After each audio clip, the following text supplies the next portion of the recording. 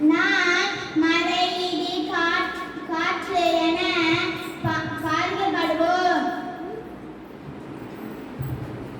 அதேபோல் பறவைகள் கூடு கட்ட இடமில்லாமல் பாதிக்கப்படுகின்றன.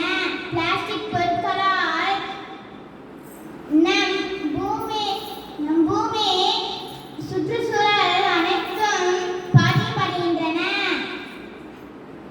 நம்